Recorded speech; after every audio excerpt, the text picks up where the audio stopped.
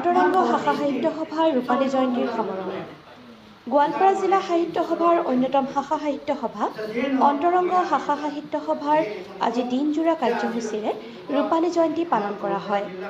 উল্লেখ্য, কৃষ্ণৰ বুকুত 1996 চনৰ 10 নৱেম্বৰত জন্মলাভ কৰা শাখা সাহিত্য সভাই 25টা বছৰ পূৰ্ণ হোৱা উপলক্ষে ৰূপালী জয়ন্তী বৰ্ষৰ আৰম্ভণি অনুষ্ঠানটো আজি বেকিপুল প্ৰাথমিক বিদ্যালয় প্ৰাংগণত দিনজোৰা কাৰ্যসূচীৰে সম্পন্ন হৈ যায়।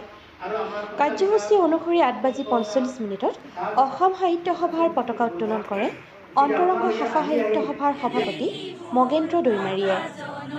পুৱা 9:15 স্মৃতি তৰ্পণ কৰে ডাক্তৰ দিলীপ কুমাৰ ঘোষে। ইয়াৰ পাছতে পুৱা 10:30 অনুষ্ঠিত সাহিত্য অনুষ্ঠান আৰু মুকলি সভাখনত সভাপতিত্ব কৰে মগেন্দ্ৰ দৈমাৰীয়ে।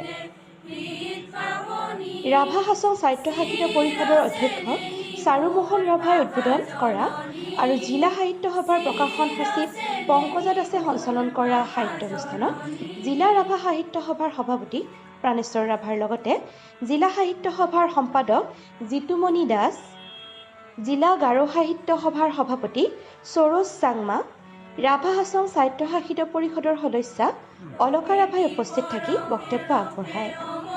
আনহাতে বাণীকান্ত ৰাভাই হাত ধৰা অনুষ্ঠানটোত বহুকেইগৰাকী নবীন প্ৰবীণ কবি, সাহিত্যিক, সাংস্কৃতিক কৰ্মীয়ে কবিতা, গল্প, প্ৰবন্ধৰ লগতে গীত পৰিৱেশনেৰে অনুষ্ঠানটি জীপাল কৰি তোলে। Report BR news, Dhupdhara, Goalpara.